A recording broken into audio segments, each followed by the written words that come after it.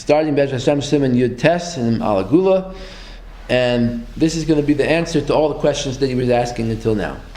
Based on what we said just now, that when you have a choice to teach something that could be good for one person or bad for a bunch of other people, the Rambam says even 10,000 people, you choose to save that one person, and we don't care what other people might do with it. So Uvederech Zeh Yeturetz Kushya Hanal.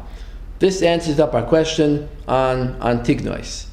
On the Mishnah in Pirkei Avos, Tignois said, Al Tiyu Kavadim. It says, V'loi kasha lama sidir Rabbeinu HaKadosh b'seder HaMishnah. Why did Rabbeinu HaKadosh put into the Mishnah Maimer on Tignois ish toichai Al Tiyu Kavadim Amshamshin Sarav Al Manas Dekal Pras? Why did he put that in if the Tzdukim used it to support their theory that there's no Tzchar V'Oinish?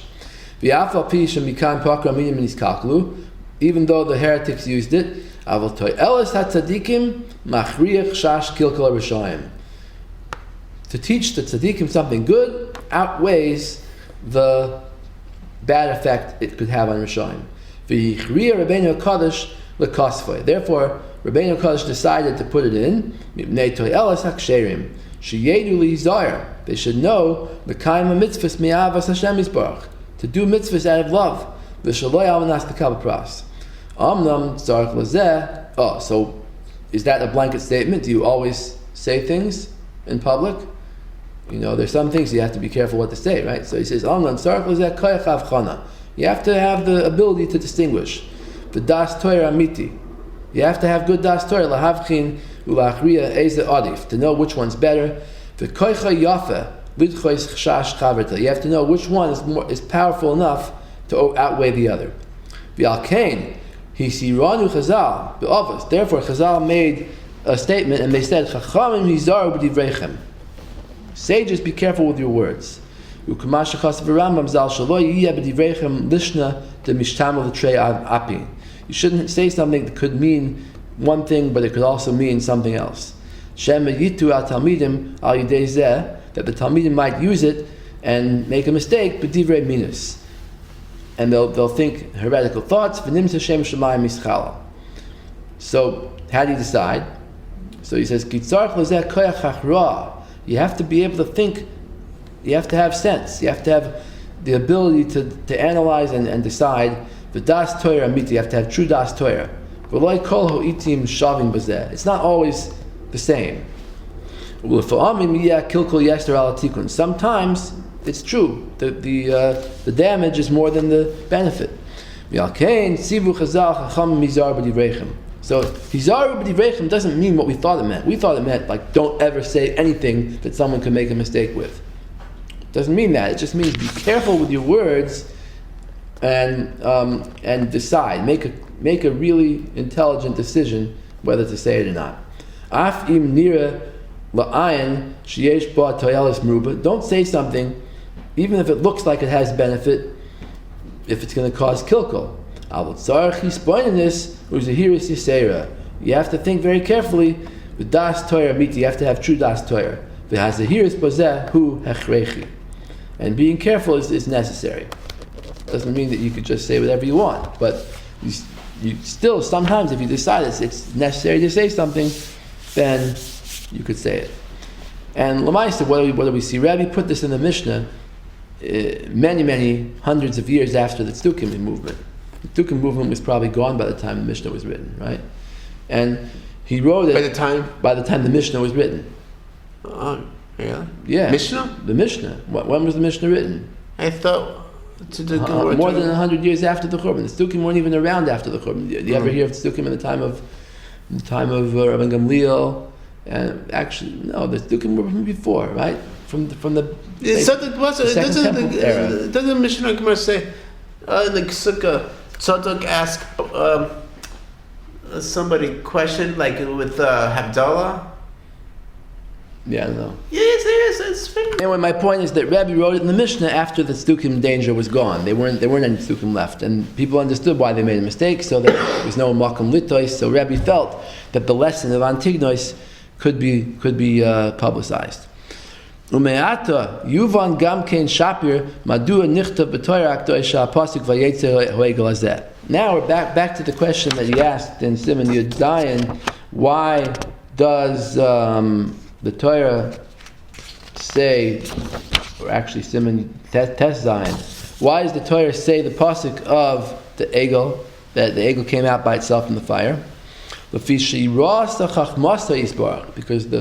But Tzdukim don't only believe in the Torah, so obviously they have to have been around the Mishnah and the Gemara, no? The Tzdukim... They're in the Mishnah, what do you mean? The Tzdukim only... They were around in the Second Temple times. But what do they believe in? They believed in Torah Shebichsav, not Torah Shebal Peh. So the Torah Shebal Peh wasn't even around, so don't they have to be... The Torah Shebal wasn't around. The Torah Shebal Peh was around. They were passing it down from generation to generation. Orally. That was the whole thing. Okay, Umeata Yuvan Shapir. So he said, Shirasa Chachmasa Yisbarach. Hashem's wisdom saw Sheyiyu Nisyonis Koela Be'ikvas to the Mashiach. That there's going to come a time when there will be a state of Israel. There'll be Nisyonis. People will have trials. Sheyasa Samach Mem Nisim Medumim. The Samach Mem will perform seeming miracles. Koela Al Yidei Shluchav. Nevi'ei HaSheker, through his representatives, the false prophets of Zionism, lahatois bohen sabrius, in order to trick people. It says the uva ha'ois ve'amoifes, that even if the false prophet that's trying to make you do avodah zarah says that there's going to be a miracle, and there is a miracle, even then, don't listen to him. Ki menasta Hashem Elokechem eschem. Hashem is testing you. So therefore, the Torah had to teach us that there is such a thing. That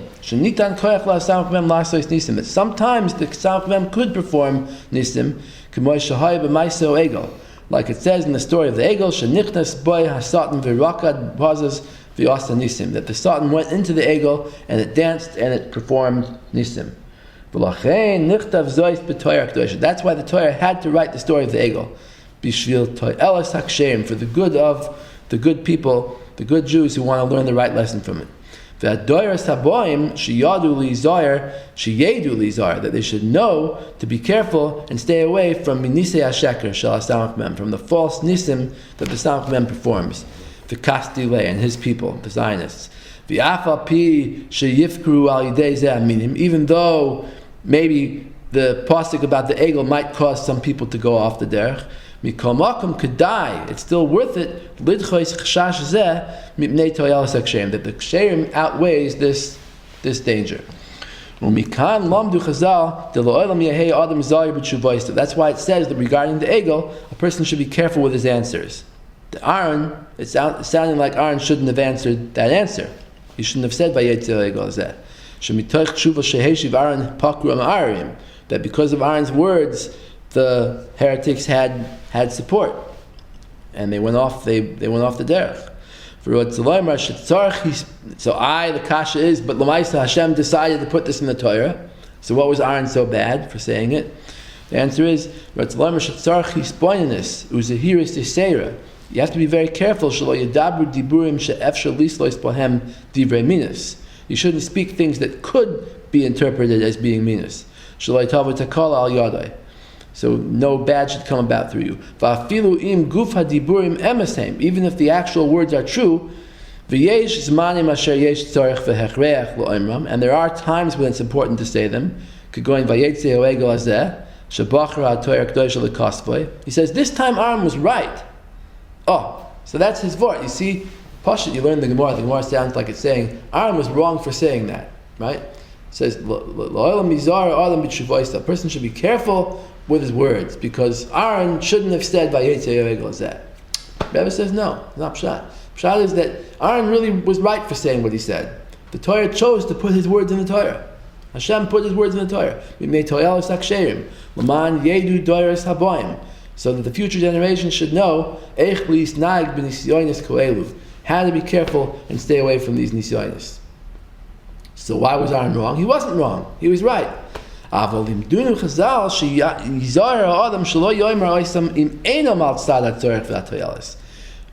Chazal mean is you should only say it if it is a important thing. But if it's not important, then don't say it. You shouldn't go around all the time blasting and saying, yeah, there were Nisim, Stomach Man made Nisim. Don't say it too much. But if you have to say it, then say it. That's why we read it, but we don't translate it. It will be enough for the ksherim to say it in Lashon HaKodesh, and they'll understand it. The Amei Haaretz lo yavinu. The Amei Haaretz aren't going to understand the Nisim properly. They're more likely to make a mistake. They're more close to making a mistake than learning from it beneficial things. So therefore we don't translate it for them, but for the ksherim, we say it. So I don't know, people might say the Rebbe says you shouldn't translate haGuela into English. I don't know, but we'll see. Mitzvah Hashem, maybe one day we'll do it. People already learn.